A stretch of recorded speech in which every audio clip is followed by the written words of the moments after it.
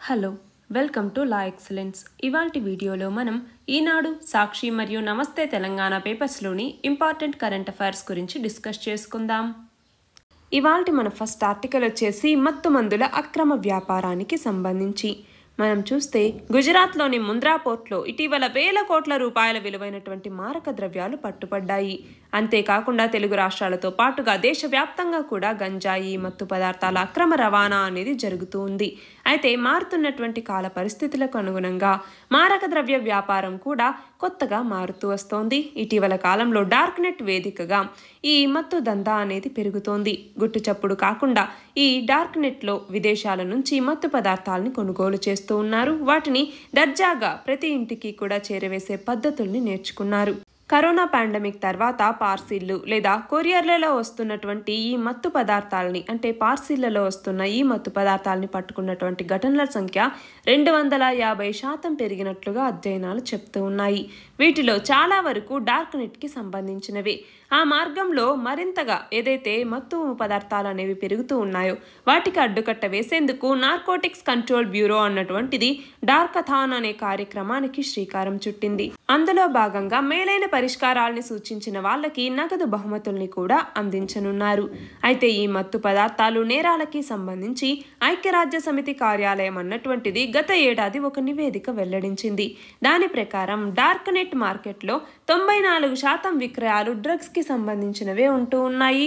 Dark నెట్లో మారక ద్రవ్యాల కొనుగోలు దక్షిణాసియా మొత్తం విస్తరిస్తే ఆ విషయంలో భారత్ ఒక అడుగు ముందే ఉంది అన్నట్టుగా 3 ఏళ్ల కిందటే UNOCD అనేటటువంటిది చెప్పింది. అయితే ఇటీవల కాలంలో సముద్రాలు, డార్క్ నెట్ వీటి ద్వారా మత్తు పదార్థాల అక్రమ రవాణా అనేది పెరిగింది. మత్తు పదార్థాల అక్రమ రవాణా మీద ఇటీవల ప్రభుత్వాలు కఠిన వైఖరిని అవలంబిస్తూ ఉన్నాయి. దాంతో వాటి నుంచి తప్పించుకునేందుకు గోప్యతకి అధిక ప్రాధాన్యం కలిగించేటటువంటి డార్క్ నెట్ ని మత్తు పదార్థాలు విక్రయించే వాళ్ళు ఆశ్రయిస్తూ ఉన్నారు. America, United Kingdom, Netherlands, Poland, Russia, Israel ఇలాంటి వాటి దేశాల నుంచి డ్రగ్స్ ని కొనుగోలు చేసి కొరియర్ సర్వీసులు, ఇండియన్ పోస్టల్ ద్వారా వాటిని స్వదేశానికి తరలిస్తూ ఉన్నారు. వాటి కొనుగోలు కోసం బిట్ కాయిన్లు అలాంటి వాటిని వినియోగిస్తూ ఉన్నారు. అయితే ఒక్క 2021లోనే డార్క్ నెట్ మార్కెట్లోకి $200 కోట్ల పైగా విలువైన క్రిప్టో కరెన్సీలు వచ్చి చేరాయి. అంటే దీన్ని బట్టి ఈ వ్యాపారం ఎంత పెద్ద ఎత్తున సాగుతోందో మనకి అర్థమవుతుంది. భారత్కి చేరినటువంటి డ్రగ్స్ ని ఆ స్థానిక విక్రేతలు యథేచ్ఛగా వినియోగదారుల ఇంటికి చేరవేస్తూ ఉన్నారు. దీనికోసం ఆహార డెలివరీ సంస్థల్లో పనిచేసే వాళ్ళని వినియోగించుకుంటున్నారు. మరికొందరు సొంతంగా వ్యక్తుల్ని నియమించుకుని అక్రమ వ్యాపారాన్ని సాగిస్తూ ఉన్నారు. అయితే డార్క్ వెబ్లో హెరాయిన్, అలాగే LSD, MDMA లాంటి సింథటిక్ డ్రగ్స్ ని అధికంగా కొనుగోలు చేస్తూ ఉన్నారు. వాటిని తేలిగ్గా గుర్తించే వీలు లేకుండా గుళికలు, పూసలు, బిళ్ళలుగా మార్చి సరఫరా చేస్తూ ఉన్నారు. పాలపొడి, పౌడర్ డబ్బాలు లాంటి వాటిల్లో వాటిని ఉంచి ఇండియాకి పంపిస్తూ ఉన్నారు. ఈ సరుకు మూలాల్ని కనిపెట్టే అవకాశం లేకుండా తప్పుడు చిరునామాల్ని అందిస్తూ ఉన్నారు. భారతదేశానికి చేరిన వాటిని స్థానికంగా విక్రయించేందుకు వినియోగదారులతో వాట్సాప్, టెలిగ్రామ్ గ్రూపుల్ని ఏర్పాటు చేస్తూ ఉన్నారు. డార్క్ నెట్లో మత్తు పదార్థాలని కొనుగోలు చేసి దేశవ్యాప్తంగా అక్రమ వ్యాపారం సాగిస్తున్నటువంటి ముఠా గుట్టుని NCB గత నెలలో రట్టు చేసింది. దాదాపు 11 రాష్ట్రాలకు చెందినటువంటి 22 మందిని పట్టుకుంది. వాళ్ళ వద్ద 2 కోట్ల రూపాయల విలువైనటువంటి క్రిప్టో కరెన్సీని గుర్తించినా దాన్ని రికవరీ చేయటం అనేది కుదరలేదు. తాజాగా హైదరాబాద్లో కూడా ఇలాంటి ఒక ఉదంతం అనేది జరిగింది. ఇందులో హైదరాబాద్ కేంద్రీయ విశ్వవిద్యాలయం విద్యార్థితో పాటుగా కొంతమందిని అధికారులు అరెస్టు చేశారు. అలా డార్క్ నెట్లో మత్తు దందాకి అడ్డుకట్ట వేయటం కోసం అత్యాధునికమైనటువంటి సాంకేతిక మార్గాల్ని మనం అన్వేషించాలి. ఈ నిందితుల్ని ఆపాలి అంటే ఎలక్ట్రానిక్ ఆధారాలు సేకరించటం మీద అధికారులకి సరైనటువంటి శిక్షణని అందించాల్సిన అవసరం ఉంది. అలాగే విదేశాల నుంచి వస్తున్నటువంటి మత్తు పదార్థాలని గుర్తించటంలో పోస్టాఫీస్, కొరియర్ సంస్థల సిబ్బందికి తప్పనిసరిగా సరైన అవగాహనను కల్పించాలి. అలాగే ఎప్పటికప్పుడు డార్క్ వెబ్ మార్కెట్కి సంబంధించిన సమాచారాన్ని తెలుసుకోవటానికి విదేశాల్లోని సంస్థలతో సమన్వయం చేసుకోవటం కూడా చాలా అవసరం. ఇక్కడ క్వశ్చన్ చూడండి. నషా ముక్త భారత్ అభియాన్ లేదా డ్రగ్ ఫ్రీ ఇండియా క్యాంపెయిన్ని కేంద్ర ప్రభుత్వం ఎప్పుడు ప్రారంభించింది? ఎప్పుడు? 2020వ సంవత్సరంలో. మన నెక్స్ట్ ఆర్టికల్ వచ్చేసి ఉక్రెయిన్ మీద రష్యా యుద్ధానికి సంబంధించి. అయితే ఇక్కడ పుతిన్ విస్తరణ కాంక్ష అన్నటువంటిది కేవలం ఉక్రెయిన్కే పరిమితం కాదు, పశ్చిమాసియా, ఆఫ్రికాలోని కొన్ని దేశాల్లో కూడా తన ప్రాబల్యాన్ని పెంచుకుంటూ వెళ్తూ ఉన్నారు. నియంతలు, తిరుగుబాటు ద్వారా అధికారంలోకి వచ్చినటువంటి నాయకులతో భద్రతా భాగస్వామ్యాలను ఏర్పరచుకుంటూ వస్తూ ఉన్నారు. అంటే ఒకవైపు సహకారం అందిస్తూ బదులుగా నగదు, అలాగే సహజ వనరులు, ఆ దేశ వ్యవహారాల్లో పెత్తనం, అక్కడ యుద్ధ విమానాలను నిలిపి ఉంచడానికి అనుమతులు, ఇలాంటివన్నీ రష్యా పొందుతోంది. నాటో కూటమి తమని చుట్టుముడుతోంది అన్నటువంటి భావనలో రష్యా అన్నటువంటిది దానికి విరుగుడుగా నాటో కూటమిని చుట్టుముట్టాల్సినటువంటి అవసరం ఉంది అన్నట్టుగా భావిస్తూ ఉన్నారు. మనం చూస్తే 2019లో పుతిన్ నిర్వహించినటువంటి రష్యా ఆఫ్రికా శిఖరాగ్ర సదస్సుకి 43 మంది నేతలు వచ్చారు. ఈ తరహా సదస్సుల్ని బ్రిటన్, ఫ్రాన్స్లు కూడా నిర్వహించినప్పుడు ఈ స్థాయిలో నాయకులు రాలేదన్నమాట. అయితే ఆఫ్రికా దేశాలతో రష్యా సత్సంబంధాల కోసం, అంటే దానికి చారిత్రక నేపథ్యం, సిద్ధాంతాలు కొంతమేర కారణమవుతూ ఉన్నా కూడా ఆయా దేశాల్లోని పాలకుల స్వప్రయోజనాలు కూడా దీనికి దోహదపడుతూ ఉన్నాయి. అంతేకాకుండా ఈ క్రమంలో వాగ్నెర్ గ్రూప్ అనేటటువంటి ఈ సాయుధ ముఠా వారధిగా నిలుస్తోంది. పుతిన్ ఆఫ్రికా, పశ్చిమాసియా వ్యూహంలో ఇది చాలా కీలక పాత్ర పోషిస్తోంది. తమ దేశాల్లో పట్టు నిలుపుకోవటానికి అక్కడి నేతలు ఈ వాగ్నెర్ గ్రూప్ ముఠా మీద ఆధారపడుతూ ఉన్నారు.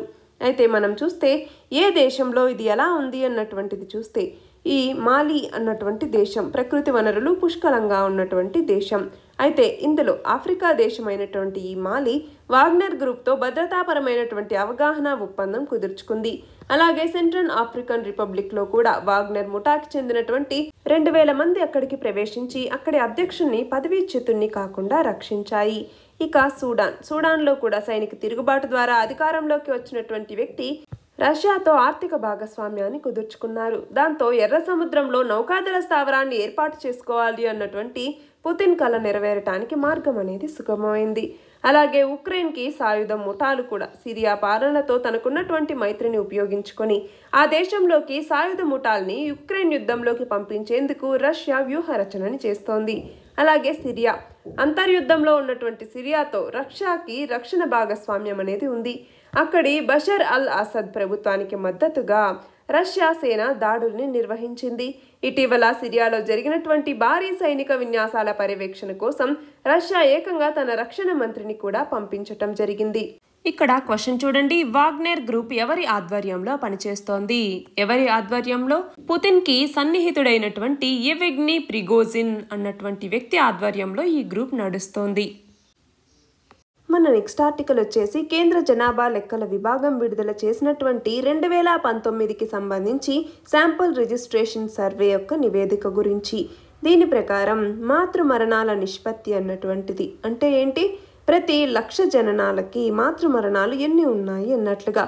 ఆ మాతృ మరణాల నిష్పత్తి అనేది మన దేశంలో సగటున 103 మేర ఉంటే అది దక్షిణాఫ్రికాలోకి వచ్చేసరికి 59కే పరిమితమైంది. అంతేకాకుండా మాతృ మరణాల రేటు అంటే పునరుత్పాదక వయసులో ఉన్నటువంటి మహిళల్లో మరణాలు అన్నమాట. ఆ మాతృ మరణాల రేటు 6.5 మేర ఉండగా ఇది దక్షిణాదిలో 3.1కి పరిమితమైంది. అయితే మన దేశంలోని గుజరాత్లో మాతృ మరణాల నిష్పత్తి 70, మాతృ మరణాల రేటు 5 మేర ఉంది. మన దేశంలో ప్రతి 1000 మంది జనాభాకి జననాల రేటు అంటే క్రూడ్ బర్త్ రేట్ అన్నటువంటిది 2019 నాటికి మనం చూస్తే 19.7కు చేరింది. 2018తో పోలిస్తే అది 0.3 పాయింట్ల మేర తగ్గింది. అంటే క్రూడ్ బర్త్ రేట్ అన్నటువంటిది గరిష్టంగా బీహార్లో ఉంది, కనిష్టంగా కేరళలో నమోదైంది. 2014 నుంచి 2019 మధ్య కాలంలో క్రూడ్ బర్త్ రేట్ అన్నటువంటిది 1.3 పాయింట్ల మేర తగ్గింది. అయితే శిశు మరణాల రేటు అంటే ప్రతి 1000 జననాలకు ఎన్ని మరణాలు సంభవిస్తాయి అన్నట్లుగా అది 2018లో 32 ఉంటే 2019కి వచ్చేసరికి అది 30కి తగ్గింది. అలాగే 5 ఏళ్లలోపు పిల్లల మరణాల రేటు కూడా 2018 నుంచి 2019 మధ్య కాలంలో 36 నుంచి 35కు తగ్గింది. అలాగే జనన సమయంలో లింగ నిష్పత్తి అంటే సెక్స్ రేషియో అట్ బర్త్ అంటాము. ఇది 2016-18తో పోలిస్తే 2017-19 నాటికి 899 నుంచి 904కి పెరిగింది. 2 ఏళ్ల కాలంలో 5 పాయింట్ల మేర వృద్ధి అనేది సాధించింది. అలా ఇక్కడ చూడండి ఏ విషయాల్లో crude birth rate, crude death rate, జనన సమయంలో లింగ నిష్పత్తి, టోటల్ ఫర్టిలిటీ రేట్, శిశు మరణాల రేటు, 5 ఏళ్లలోపు పిల్లల మరణాల రేటు, 60 ఏళ్లు పైబడిన వాళ్లలో మరణాల రేటు, మాతృ మరణాల రేషియో, మాతృ మరణాల రేటు. ఇవి ఆంధ్రప్రదేశ్ మరియు తెలంగాణలో ఎలా ఉన్నాయి అన్నట్లుగా ఇక్కడ ఇవ్వటం జరిగింది. క్వశ్చన్ చూడండి. 2019 శాంపిల్ రిజిస్ట్రేషన్ సర్వే ప్రకారం మాతృ మరణాల సగటు నిష్పత్తి మన దేశంలో ఎంత ఉంది? 103గా ఉంది. మన నెక్స్ట్ ఆర్టికల్ వచ్చేసి తెలంగాణలో అంతర్జాతీయ విత్తన పరీక్ష ప్రయోగశాల అన్నటువంటిది ప్రారంభమైంది. హైదరాబాద్లోని రాజేంద్ర నగర్లో రాష్ట్ర విత్తన ధృవీకరణ సంస్థ అన్నటువంటిది దీన్ని ప్రారంభించింది. అంటే ఇక్కడ పండించేటటువంటి విత్తనాలతో పాటుగా చుట్టుపక్కల రాష్ట్రాల్లో పండే పంటకి కూడా ఇక్కడ పరీక్షలు నిర్వహించి అంతర్జాతీయ ప్రమాణాలతో నాణ్యతా ధృవీకరణ పత్రాన్ని జారీ చేయొచ్చు. ఇది మన దేశంలో ప్రభుత్వ యాజమాన్యంలో నిర్వహిస్తున్నటువంటి 2వ అంతర్జాతీయ విత్తన పరీక్షల ప్రయోగశాల. మొదటిది తమిళనాడులోని కోయంబత్తూరులో ఉంది. కానీ అత్యాధునిక సాంకేతిక సౌకర్యాలతో అతిపెద్ద విస్తీర్ణంలో ఏర్పాటైనటువంటి ప్రయోగశాల మాత్రం తెలంగాణదే. ఇక్కడ క్వశ్చన్ చూడండి. అంతర్జాతీయ విత్తన పరీక్షల ప్రమాణాల సంస్థ ఎక్కడ ఉంది? స్విట్జర్లాండ్లో ఉంది. మన నెక్స్ట్ ఆర్టికల్ వచ్చేసి 2021-22 ఆర్థిక సంవత్సరానికి గాను ఆంధ్రప్రదేశ్ అటవీ శాఖ ఆదాయం అన్నటువంటిది పెరిగింది. మనం చూస్తే గత 2 ఏళ్లుగా 15 నుంచి 20 కోట్ల మధ్య ఉన్నటువంటి ఆదాయం 2021-22 డిసెంబర్ నాటికి 193.31 కోట్లుగా నమోదైంది. అయితే మనం చూస్తే 2021-22 ఆర్థిక సంవత్సరానికి అటవీ శాఖ ఆదాయం 200 కోట్లుగా నమోదవుతుంది అన్నట్టుగా 2020-21 ఆర్థిక సర్వే అంచనా వేసింది. అయితే అంతర్జాతీయ వేలం విధానంలో ఎర్రచందనం అమ్మకం ద్వారా 175 కోట్ల రూపాయల ఆదాయం అన్నటువంటిది ప్రభుత్వానికి వచ్చింది.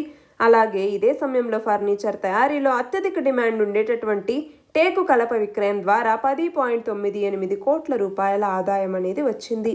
ఇక్కడ క్వశ్చన్ చూడండి.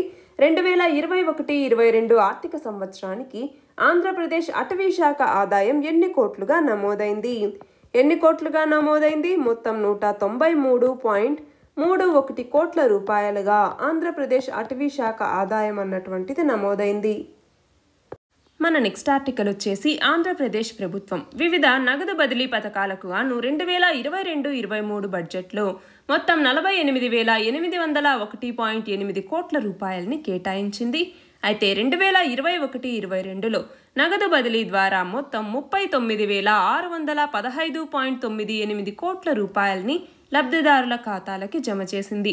అయితే 2021-22తో పోలిస్తే 2022-23లోకి వచ్చేసరికి మొత్తం 9,185.82 కోట్ల రూపాయలని అదనంగా కేటాయించటం జరిగింది.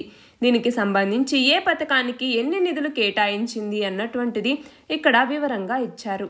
ఇక్కడ చూడండి. వైఎస్ఆర్ పెన్షన్ కానుక, వైఎస్ఆర్ రైతు భరోసా, జగనన్న విద్యా దీవెన, జగనన్న వసతి దీవెన, వైఎస్ఆర్ పిఎం ఫసల్ బీమా యోజన, వైఎస్ఆర్ సున్నా వడ్డీ పథకం, అలాగే వైఎస్ఆర్ కాపు నేస్తం, వైఎస్ఆర్ జగనన్న చేదోడు, వైఎస్ఆర్ వాహన మిత్ర, వైఎస్ఆర్ నేతన్న నేస్తం, వైఎస్ఆర్ మత్స్యకార భరోసా, మత్స్యకారులకి డీజిల్ సబ్సిడీ, రైతులకి ఎక్స్గ్రేషియా, లాన్ నేస్తం, జగనన్న తోడు, ఈబీసీ నేస్తం, వైఎస్ఆర్ ఆసరా, వైఎస్ఆర్ చేయూత మరియు అమ్మ ఒడి. ఈ పథకాలన్నింటికి గాను ఇప్పుడు 48,801.8 కోట్ల రూపాయలని కేటాయించారు. ఇక్కడ క్వశ్చన్ చూడండి. 2021-22 ఆర్థిక సంవత్సరంలో ఆంధ్రప్రదేశ్ ప్రభుత్వం వివిధ పథకాలకి ఎన్ని కోట్ల రూపాయల నగదు బదిలీ చేసింది? ఎన్ని కోట్లు? 39,615.98 కోట్ల రూపాయలని నగదు బదిలీ చేయటం జరిగింది లబ్ధిదారుల ఖాతాల్లోకి.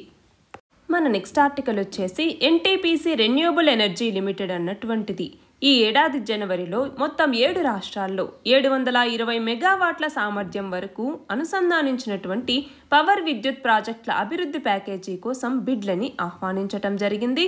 ఇందులో ఆంధ్రప్రదేశ్, రాజస్థాన్, మహారాష్ట్ర, గుజరాత్, తమిళనాడు, కర్ణాటక మరియు మధ్యప్రదేశ్ రాష్ట్రాల్లో ఈ ప్రాజెక్టును ఏర్పాటు చేయడానికి స్థలాల కోసం చూస్తోంది.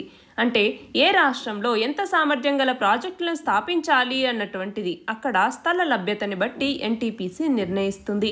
అయితే వివిధ ప్రాంతాల నుంచి వచ్చేటటువంటి విండ్ పవర్ని కనెక్ట్ చేసేందుకు ఉపయోగించే పూలింగ్ సబ్ స్టేషన్ సామర్థ్యం అనేది 100 మెగావాట్లకు తక్కువ కాకుండా ఉండాలి అన్నట్టుగా మాత్రం స్పష్టం చేయటం జరిగింది. అయితే దానికి సంబంధించి ఇప్పటి వరకు దేశవ్యాప్తంగా 2.9 గిగావాట్ల పవన విద్యుత్ ప్రాజెక్టుల కోసం ఎన్టీపీసీ బిడ్లని ఆహ్వానించింది. దీని కింద దేశంలో ఎక్కడైనా కూడా ఈ ప్రాజెక్టులని అమలు చేయొచ్చు. అయితే ఎక్కడ ఏర్పాటు చేసినప్పటికీ కూడా ఆ ప్రాంతం నుంచి ఇంటర్స్టేట్ ట్రాన్స్మిషన్ లైన్ల ద్వారా అన్నింటినీ అనుసంధానించటం జరుగుతుంది. అలా అనుసంధానించినటువంటి విద్యుత్ని స్థానిక అవసరాలకు పోను మిగిలినటువంటి దాన్ని గ్రిడ్కి పంపిస్తారు. అలా ఈ ప్రాజెక్టుకి తగిన స్థలాన్ని ఇచ్చేందుకు ఆసక్తి ఉన్నటువంటి వాళ్ళు ఈ నెలాఖరులోగా బిడ్ దాఖలు చేయాల్సిందిగా ఎన్టీపీసీ అన్నటువంటిది కోరింది. అయితే ఇక్కడ క్వశ్చన్ చూడండి, పవన శక్తి లేదా విండ్ ఎనర్జీ ఎన్ని రకాలు? విండ్ ఎనర్జీ ఎన్ని రకాలు? 2 రకాలు. ఏంటి? ఒకటి వచ్చేసరికి ఆన్షోర్ విండ్ ఫార్మ్స్ అంటాము. ఆన్షోర్ విండ్ ఫార్మ్స్ అంటే ఏంటి? ల్యాండ్ మీద లొకేట్ అయి ఉన్నటువంటి ప్లేసెస్లో విండ్ టర్బైన్స్ని ఇన్స్టాల్ చేయటం జరుగుతుంది. ఇక రెండవది వచ్చేసరికి ఆఫ్షోర్ విండ్ ఫార్మ్స్ అంటాము. ఆఫ్షోర్ విండ్ ఫార్మ్స్ అంటే ఏంటి?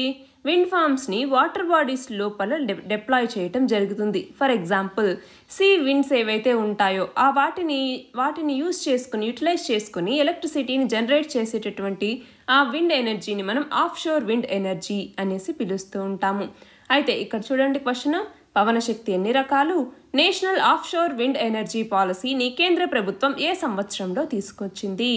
ఎప్పుడు? 2015వ సంవత్సరం అక్టోబర్లో national offshore wind energy policy అన్నటువంటి దాన్ని తీసుకురావటం జరిగింది. దీని యొక్క ఆబ్జెక్టివ్ ఏంటి అంటే మన ఇండియన్ ఎక్స్క్లూజివ్ ఎకనామిక్ జోన్ ఏదైతే మనకున్నటువంటి 7,600 కిలోమీటర్ల ఎక్స్క్లూజివ్ ఎకనామిక్ జోన్ అన్నటువంటిది ఉందో, తీరం అనేది ఉందో, అందులో ఈ విండ్ ఎనర్జీని ఆఫ్షోర్ విండ్ ఎనర్జీని పెంపొందించాలి అన్నటువంటి ఆబ్జెక్టివ్తో ఈ national offshore wind energy policy అన్నటువంటి దాన్ని 2015వ సంవత్సరం అక్టోబర్లో తీసుకొచ్చారు. మన నెక్స్ట్ ఆర్టికల్ వచ్చేసి ఇప్పటి వరకు డిస్కంలకే అంటే డిస్ట్రిబ్యూషన్ కంపెనీస్కే పరిమితమైనటువంటి పునరుత్పాదక విద్యుత్ కొనుగోలు నిబంధనలు ఇక మీదట ఓపెన్ యాక్సెస్ అలాగే క్యాప్టివ్ ప్లాంట్ల ద్వారా విద్యుత్ కొనే వాళ్ళకి కూడా వర్తించబోతోంది. డిస్కంలతో పాటుగా ఓపెన్ యాక్సెస్ మరియు క్యాప్టివ్ వినియోగదారులు కూడా ప్రతి సంవత్సరం నిర్దేశిత పరిమాణంలో రెన్యూవబుల్ విద్యుత్ కొనుగోలు చేయాల్సి రాబోతోంది. దానికి సంబంధించి తప్పనిసరిగా పునరుత్పాదక విద్యుత్ కొనుగోలు చేయాల్సి ఉంటుంది అన్నట్టుగా చెప్పటం జరిగింది. ఎక్కడ? తెలంగాణలో. ప్రస్తుతం అమల్లో ఉన్నటువంటి పునరుత్పాదక విద్యుత్ నిబంధనల గడువు అన్నటువంటిది 2021-22లో ముగియబోతోంది. దానికి సంబంధించి రానున్న 5 ఏళ్లకు గాను కొత్త ముసాయిదా నిబంధనల్ని విద్యుత్ నియంత్రణ మండలి అన్నటువంటిది వెల్లడించింది. ఇక్కడ క్వశ్చన్ చూడండి, రెన్యూవబుల్ పర్చేజ్ ఆబ్లిగేషన్ లేదా ఆర్పిఓని నిర్ణయించే సంస్థ ఏది?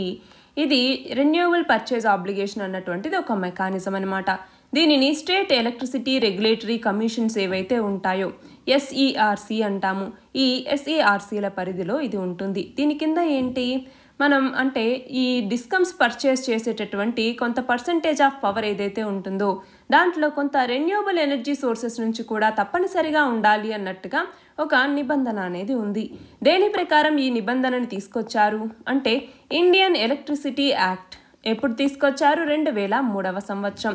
ఈ ఇండియన్ ఎలక్ట్రిసిటీ యాక్ట్ కింద ఈ రెన్యూవబుల్ పర్చేజ్ ఆబ్లిగేషన్ని విధించేటటువంటి ఆ హక్కు అన్నటువంటిది స్టేట్ ఎలక్ట్రిసిటీ రెగ్యులేటరీ కమిషన్స్కి ఉంటుంది. అంటే మినిమం ఇంత ఆర్పిఓని కొనుగోలు చేయాలి అన్నట్టుగా ఎవరు ఫిక్స్ చేస్తారు? State electricity regulatory commissions. మన నెక్స్ట్ ఆర్టికల్ వచ్చేసి తెలంగాణలో ఆరోగ్యశ్రీ కింద ఉచిత వైద్యం అందుకున్నటువంటి లబ్ధిదారులు ఏకంగా 12 లక్షల మంది ఉన్నారు. వీళ్ళ కోసం 2014-15 సంవత్సరం నుంచి అంటే గత 7.5 ఏళ్లలో రాష్ట్ర ప్రభుత్వం 5,550 కోట్ల రూపాయలని ఖర్చు పెట్టింది. అయితే 2014 నుంచి ఇప్పటి వరకు ఏటా సగటున 1,50,000 శస్త్రచికిత్సలు అనేవి జరుగుతూ ఉన్నాయి. అయితే ప్రస్తుతం తెలంగాణలో సుమారు 87.5 లక్షల కుటుంబాలు ఆరోగ్యశ్రీ పరిధిలో ఉన్నాయి. దాంతో దేశంలోనే అత్యధిక కుటుంబాలకి హెల్త్ కవరేజ్ ఇస్తున్నటువంటి రాష్ట్రాల జాబితాలో తెలంగాణ మొదటి స్థానంలో ఉంది. ఇక్కడ క్వశ్చన్ చూడండి, 2014-15 నుంచి ఇప్పటి వరకు తెలంగాణ రాష్ట్ర ప్రభుత్వం ఆరోగ్యశ్రీ కింద ఎన్ని కోట్ల రూపాయల తోడ్పాటుని అందించింది? ఎన్ని కోట్లు? 5,550 కోట్ల రూపాయల తోడ్పాటుని ఇప్పటికీ ఆరోగ్యశ్రీ పథకం కింద తెలంగాణ రాష్ట్ర ప్రభుత్వం అందించింది. మన లాస్ట్ ఆర్టికల్ వచ్చేసి మిషన్ భగీరథ.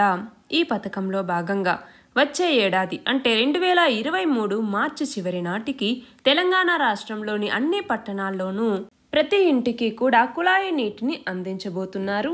దీంట్లో భాగంగా మిషన్ భగీరథ పథకంలో భాగంగా తీసుకొచ్చినటువంటి అర్బన్ భగీరథ అన్నటువంటి దాని కింద. అయితే దీంట్లో హైదరాబాద్ మినహా రాష్ట్రంలో ఉన్నటువంటి 141 పట్టణాల్లో ఇంటింటికి కూడా ట్యాప్ కనెక్షన్ ఇవ్వాలి అన్నటువంటి లక్ష్యంతో మొత్తం 6,578 కోట్ల రూపాయలతో ఈ పనుల్ని చేపట్టారు.